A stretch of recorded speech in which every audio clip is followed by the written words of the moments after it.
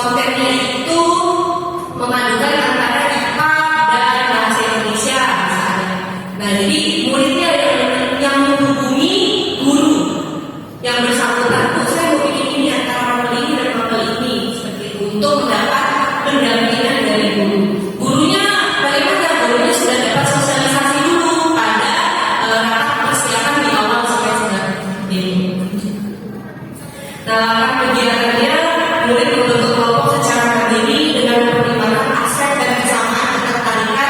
jadi dia yang meskipun sebelum membentuk kelompok kita pesan-pesan dulu nih, jangan sampai satu kelompok ada semuanya tidak punya HP ya. Jadi kita pesankan sehingga mereka waktu milih udah dipilih sesuai aset yang mereka butuhkan seperti itu. Kemudian mereka menentukan mapelnya, menentukan konten apa yang dibuat, membuat konten didampingi oleh guru dan rekan sejawat dari ekskul multimedia. Jadi di sekolah saya itu ada ekskul multimedia yang isinya itu anak-anak yang dilatih untuk membuat dokumentasi sekolah, kemudian konten-konten digital yang berhubungan dengan sekolah sebagai bentuk sebagai usaha sekolah mewujudkan anak-anak itu yang bisa berliterasi digital dengan positif. Nah, anak-anak yang anggota dari ekskul multimedia inilah yang akan membantu teman-teman lain membuat konten ini. Jadi ada kolaborasi tidak hanya antar siswa, antar guru, tapi juga melibatkan ekskul lain seperti itu. Kemudian murid dibantu admin mengunggah konten ke media sosial sekolah. Nah, ada juga kegiatan murid memantau komentar yang ada di kolom komentar sebagai bahan evaluasi, dan murid melakukan evaluasi dengan menyebarkan konten kepada rekan sejawat. Itu langkah kegiatan yang akan dilakukan. Nah, strukturnya pada tahun pertama program ini akan dicoba pada siswa kelas 7 dulu. Harapannya nanti akan bisa ke semua jenjang. Targetnya adalah setidaknya dalam satu semester itu ada 3 konten seperti itu.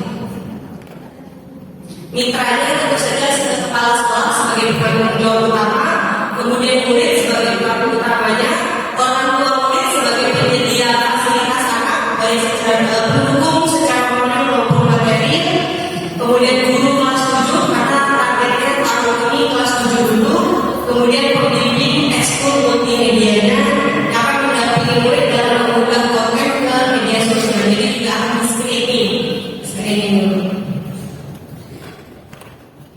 Kapasitas yang dimiliki oleh sekolah, jadi ini muridnya memiliki ketertarikan membuat konten digital, murid memiliki akun media sosial, orang tua berdasarkan hasil rapat orang tua, kemudian berdasarkan hasil bincang-bincang ketika bagi rapor begitu ya. Jadi saya bisa melempar ini kepada orang tua waktu bagi rapor, mereka ternyata mendukung. Oh bu, daripada ini mendampingi seperti itu. Mendampingi ya kan. Kemudian sekolah memiliki media YouTube dan Instagram yang akan dimanfaatkan sebagai pusat publikasi konten. Kemudian adanya ekskul multimedia dan adanya guru dan anggota OSIS yang berperan sebagai admin media sosial. Jadi media sosial sekolah itu adminnya 2, guru juga, kemudian ada OSIS bagian multimedia. Adanya kerjasama guru antar mapel. Nah, rencana evaluasinya pertama adalah komentar yang ada pada kolom komentar. Tentu dari evaluasi paling cepat kalau dari, jadi kita pakai ketika netizen gitu, real time. Kemudian hasil evaluasi mandiri kelompok pembuat konten. Kemudian ada review guru mapel yang mapelnya dijadikan konten. Lalu murid akan menyebarkan survei kepada rekan sejawat yang membentuk konten melalui tautan di Google Form yang akan di-share bersama dengan konten yang diunggah.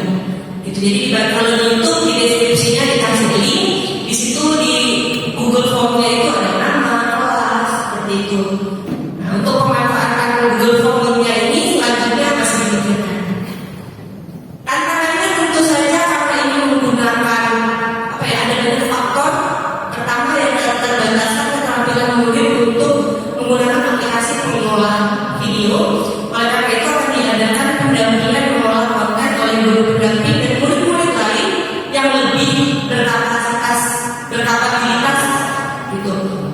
Kemudian jadi akan ada kerjasama antar guru dan antar teman. Lalu keterbatasan HP yang dimiliki murid untuk membuat konten. Oleh karena itu pembentukan kelompok akan didasarkan pada aset yang dimiliki oleh murid. Seperti itu tantangan yang paling mungkin terjadi di luar mungkin tantangan minimal yang bisa diselesaikan secara mandiri oleh murid. Terima kasih. Itu saja program yang kami sampaikan. Dimohonkan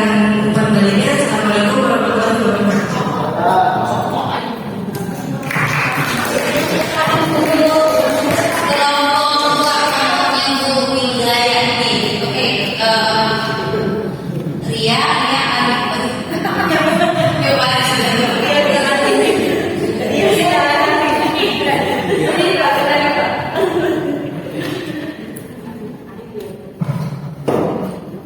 Terima kasih. Assalamualaikum warahmatullahi wabarakatuh.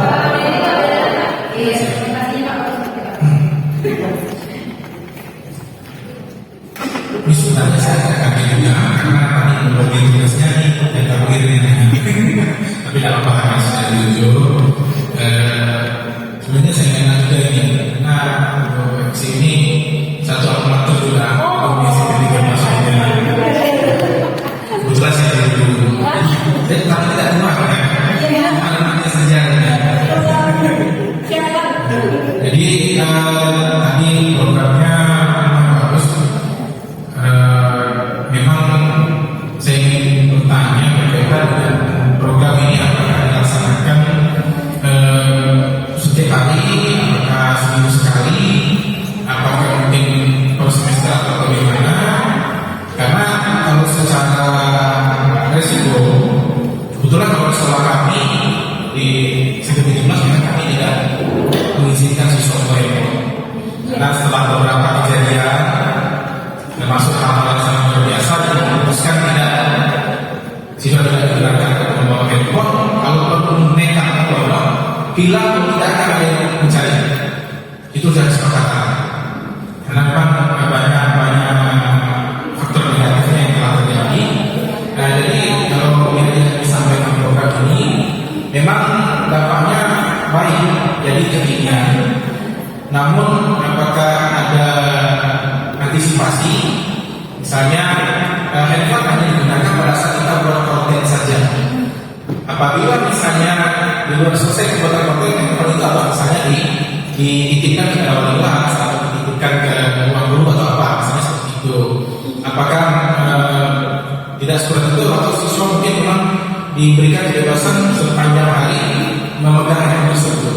Nah, karena kita rasa secara praktik kan seperti yang baru-baru ini terjadi kan di dalam kelas membuli, direkam, dispam. Nah ini kan niatnya baik untuk membuat konten pendidikan yang baik, ternyata bisa disalahgunakan juga untuk tindak pembulian yang diekspos. Nah ini salah satu hal yang memang menjadi kekhawatiran kita bagi kita semua dalam membuat suatu program ini. Maka ini sudah diantisipasi juga.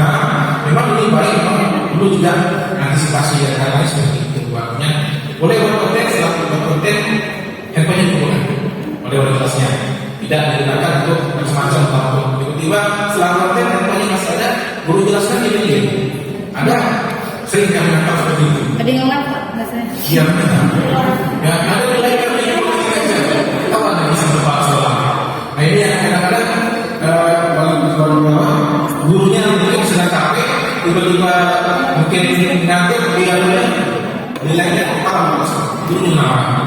Itu salah satu yang pernah terjadi. Ya, ini salah satu hal yang perlu dikhawatirkan. Memang yang baik, kadang-kadang pasti ada kendala-kendala. Ini yang tempat saya berikan masukan sekarang. Ini sudah sangat bagus karena kekinian, karena luar biasa. Mungkin pengelolaannya bisa ada tempat-tempat tertentu lah agar anak-anak tidak kebablasan. Terima kasih. Assalamualaikum warahmatullahi wabarakatuh.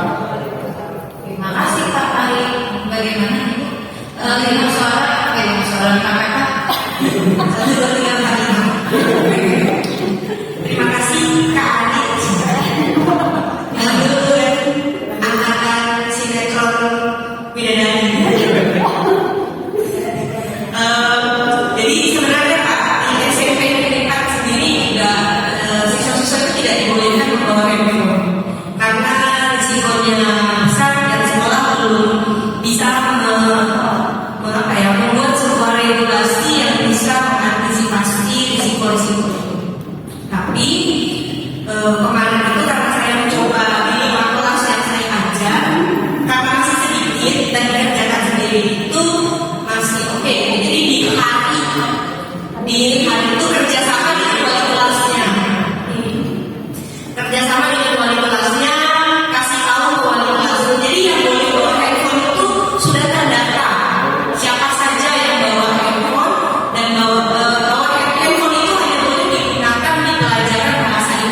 Indonesia. Karena waktu itu hanya kontennya pelajaran bahasa Indonesia.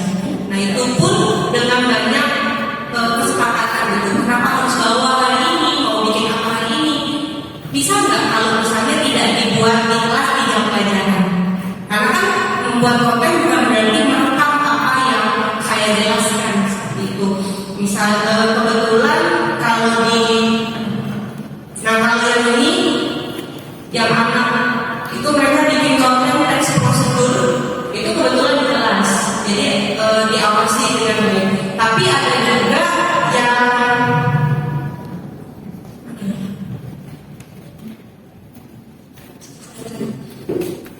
yang ini mereka membuat konten tentang teks drama dan dilakukan pulang sekolah gitu. Jadi kemarin itu bentuknya dengan segala banyak kesepakatan.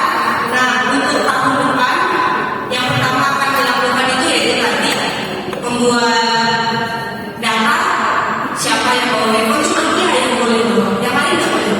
Kedua kerjasama dengan wali kelas dan guru mapel yang mapelnya dipilih karena targetnya itu tahun depan itu kolaborasi lokal, tapi yang utama dan yang paling utama adalah meyakinkan kepala sekolah dan wakil kepala sekolah bahwa ini penting dan anak-anak bisa diberi kepercayaan dan tanggung jawab. Itu sih yang baru saya pikirkan melalui kegiatan ini. Saya bersyukur ingin menggali insight-insight dari pengalaman sekolah-sekolah lain yang memperbolehkan muridnya untuk bawa handphone ke sekolah itu gimana sih, apa yang dilakukan sehingga bisa. Terima kasih. Oke, Pak. Mas Ari, kayak sama di sekolah saya juga ngambil karena proyek P5 mereka bawa handphone juga atau mata pelajaran lain. Jadi komitmen dari kepala sekolah, guru mapel atau guru koordinator fasilitator P5 sama wali kelas tadi memang benar tadi ya yang ini apa perubahannya. Jadi betul tadi itu sih sama Pak regulasinya dan strategi sekolah saya juga sama. Oke, demikianlah sesi ini. Silakan kelompok anak-anak semuanya. Oke, silakan